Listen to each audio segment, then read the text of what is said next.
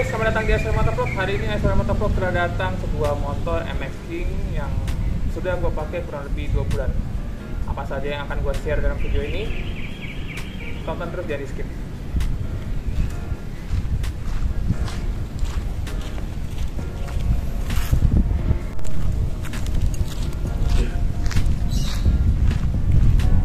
Bicara motor MX King ini, kalau kalian tahu rivalnya itu pasti Supra X, bukan Supra X, maksudnya Supra GTR 150. Oke, nanti gua akan bahas satu persatu kenapa gua milih ini dengan maini Supra GTR.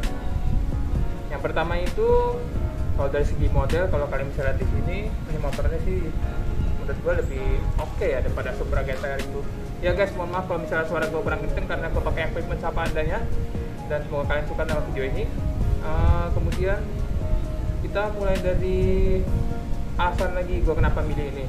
Terus karena kondisi rumah gue kurang muat, jadi gue mau nggak mau harus beli yang motor yang gak gede-gede. Jadi gue beli ini MX King. Kenapa gue nggak beli Matic? Karena di rumah udah ada Matic 1 Vario 125. Oke guys, terus apa lagi ya, kalau misalnya kalian lihat di jalanan ya, ini motor MX King ini lebih banyak sih daripada Supra GTR. Terus kalau dari segi performa, kalau di atas kertas sih memang kalah ya MX King itu daripada Supra GTR.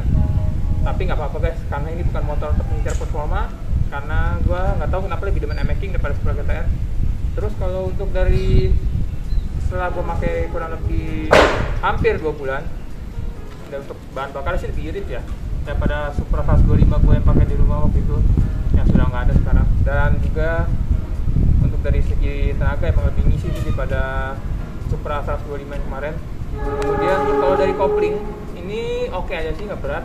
Dan gue waktu itu gue beli, wah ini kayak berat deh, dan kemudian ternyata enggak. Terus kalau dari segi ban gue juga demen lebar, dia lebih stabil lah kalau jalannya. Untung kalau Supra yang 125 gue itu lebih agak goyang sih, tapi lebih gampang di handling daripada ban yang lebih besar ini. Tapi nggak apa-apa. Terus kalau dari segi RPM ini di speedometer gue keren juga karena ada tachometernya di sini, terus ada jam, itu lengkap sekali. Ada odol trip 1, trip 2, ada fresh kilometer per liter, dan masih banyak lagi. Itu kita nggak terlalu bahas baik sini ya. Terus kemudian kalau dari segi warna, ya warna ini bagus sih karena warnanya jarang ya. Kemudian karena dari segi bobot itu nggak beda jauh sama Supra, makanya gue milih ini lagi. Kemudian terus dia ada ini ya, bisa pakai di santelan, jadi kalau ada barang bisa taruh di sini. Kemudian kalau tankinya itu lebih bisa setengah liter, bukan 500 mili ya, setengah liter benar, dari Supra yang lama. Makanya itu totalnya jadi 4,2 liter dari 3,7 liter.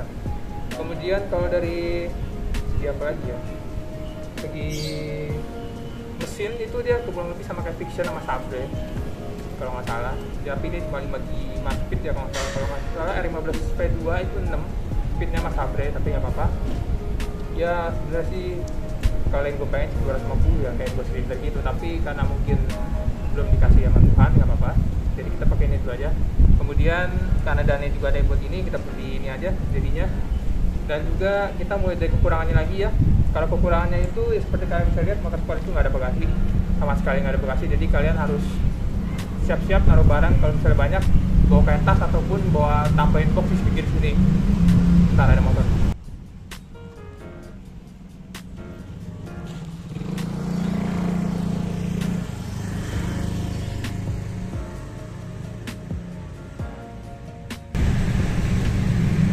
Oke guys, lanjut lagi.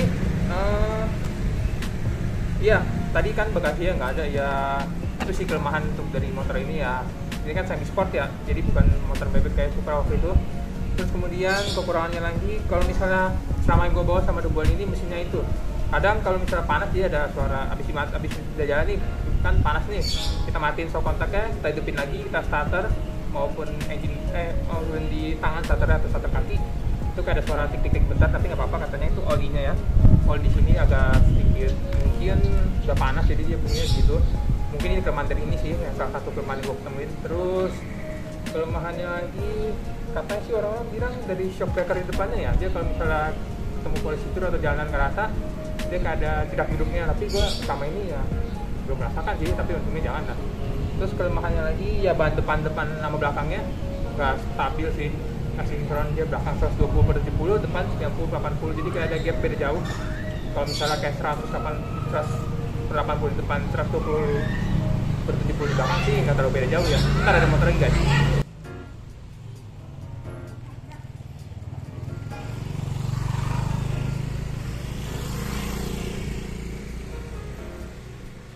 Dan kemudian selanjutnya itu, kalau kalian misalnya di sini dia udah pakai ini ya, macam kayak underbone tapi dia cuma satu. Kalau misalnya Supra GTR itu dia ada dua, depan belakang. Jadi ini asik sih kalau misalnya buat naik tinggi. Cuma lebih enakan lagi kayak R15 gitu sih. Jadi ya posisi underbone gitu. Tapi ya kita motor kan bebek sport ya, bukan motor sport pairing ataupun naked. Terus kemudian ini sedikit motornya, mohon maaf ya temen-temen ya, habis hujan kemarin. Oh ya, ini udah dicobain kemana-mana ya motornya ya. Udah bisa ke daerah, waktu itu kita coba vlog ke puncak, nyampe juga ini. Terus hujan-hujan pernah, terus kena lumpur pernah, semi touring lah dikit-dikit. Tapi gue seneng juga sih punya motor ini. Sepertinya di dalam sini udah habis.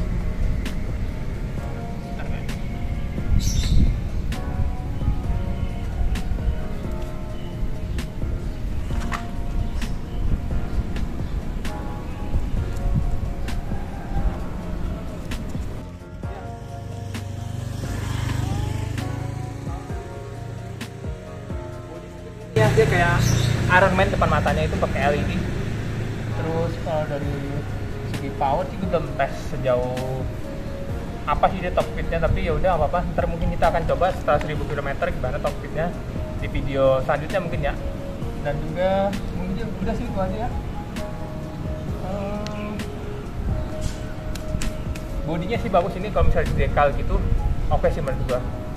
Ya udah, jadi intinya itu kelebihannya itu tadi gue bilang, dia motornya sih bagus ya, maksudnya jarang jalan, jadi sering jalan, nggak sebab, bukannya gue membandingkan dengan Supra GTR ya, tapi dia lebih agak jarang, lebih sering daripada Supra GTR yang jarang.